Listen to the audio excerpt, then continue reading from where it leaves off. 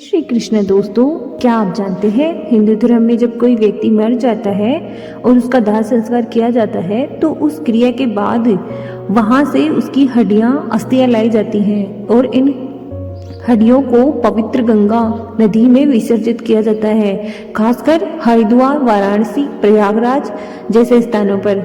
तो आइए हम जानते हैं एक पौराणिक कथा के माध्यम से और सुनेंगे इस परंपरा की शुरुआत कैसे हुई।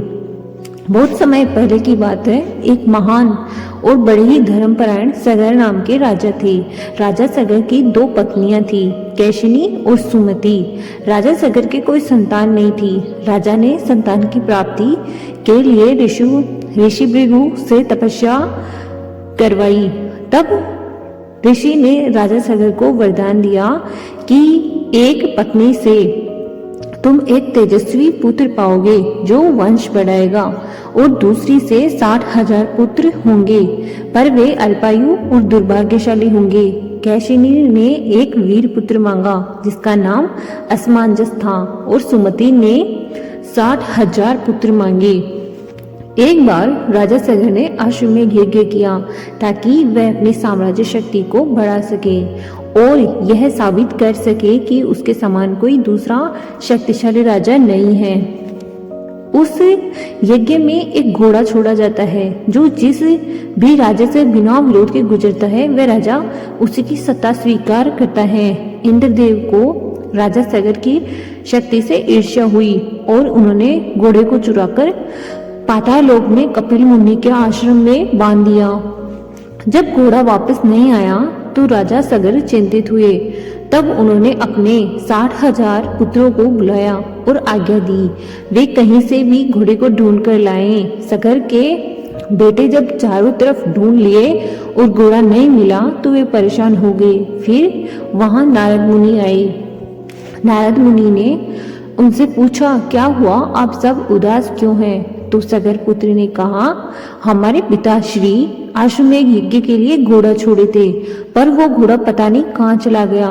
तब नारद मुनि ने ध्यान करके देखा, फिर बोले, सुनो, तुम्हारा घोड़ा पाताल लोक में कपिल मुनि की कुटिया के पीछे है, वहां जाकर ले आओ। मैं सिर्फ तुम लोगों को बता सकता हूँ, तुम्हारी मदद नहीं कर सकता। ऐसा बोलकर मुनि वहां से चले गए। सगर के 60,000 पुत्र घोड़े को खोजते हुए कपिल मुनि के पास पहुंचे और उन्हें चोर समझकर अपमानित किया। इससे क्रोधित होकर कपिल मुनि ने उन्हें भस्म कर दिया। जब राजा सगर को यह पता चला तो वे बहुत दुखी हुए। उन्होंने महर्षियों से पूछा कि उन पुत्रों की आत्मा को मोक्ष कैसे मिलेगा। ऋषियों ने बताया कि जब गंगा नदी स्वर्ग से धरती पर अवतरित होकर उन पर बहे तभी उन्हें मुक्ति मिल सकती है। राजा सगर के वंशज राजा भागीरथ ने यह संकल्प लिया कि वे गंगा को धरती पर लाएंगे। उन्होंने कई वर्षों तक कठोर तपस्या की। पहले ब्रह्मा जी को प्रसन्न किया। ब्रह्मा जी ने कहा, गंगा तो स्वर्ग से उतरेगी पर उसकी धारा इतनी प्रचंड होगी कि पृथ्वी संभाल नहीं पाएगी।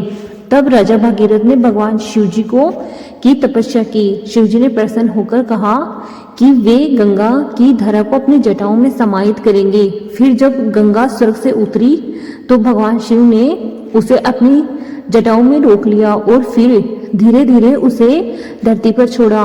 गंगा की पवित्र धारा भागीरथ के पीछे पीछे बहती हुई उस स्थान तक पहुंची जहां उनके पूर्वजों की राख पड़ी थी।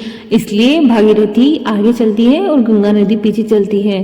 जब गंगा की जलधारा प्रवाहित हुई तब राजा सगर के पुत्रों की आत्मा को मोक्ष मिल गई और तभी से मान्यता है गंगा में अस्थियां विसर्जित करने से आत्मा को मोक्ष मिलती है। गंगा स्नान करने से सभी पाप भी नष्ट होते हैं। धन्यवाद दोस्तों। ऐसे सुंदर सी कहानियों के लिए सब्सक्राइब करें, लाइक करें, शेयर करें, कमेंट करें। जय श्री कृष्ण।